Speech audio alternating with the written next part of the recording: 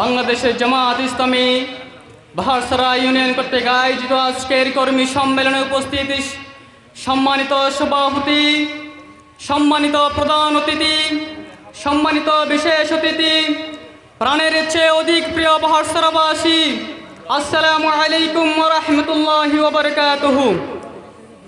আল্লাহ সুবহানাহু ওয়া তাআলার দরবারে লাখো কোটি শুকরিয়া আদায় করি যে মহান রব্বুল আলামিন 5ই আগস্টের মধ্য দিয়ে একটি সুন্দর বাংলাদেশ আমাদেরকে উপহার দিয়েছেন।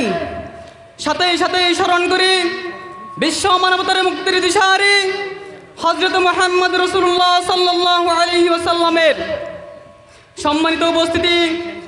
বাংলাদেশের জামাত ইসলাম এবং ইসলামী ছাত্র শিবির যে কয়েকটি শক্তির বলাই এই পর্যন্ত দাঁড়িয়ে আছে, তার মধ্যে দুইটি শক্তি, একটি হচ্ছে চারিত্রিক শক্তি, আরেকটি হচ্ছে ঐক্যের শক্তি।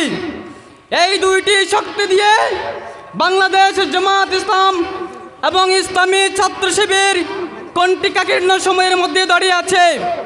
আমি উদাত্ত আহ্বান জানাবো বাংলাদেশের জামাত ইসলাম এবং ইসলামী ছাত্র শিবিরের প্রত্যেকটা কর্মী সমর্থক সাথী রুকন পর্যন্ত শুরু করে এখন আমাদের সময় এসেছে জনে জনে দাওয়াত দেওয়া, ঘরে ঘরে দাওয়াত দেওয়া, প্রতিষ্ঠানে প্রতিষ্ঠানে দাওয়াত দেওয়া।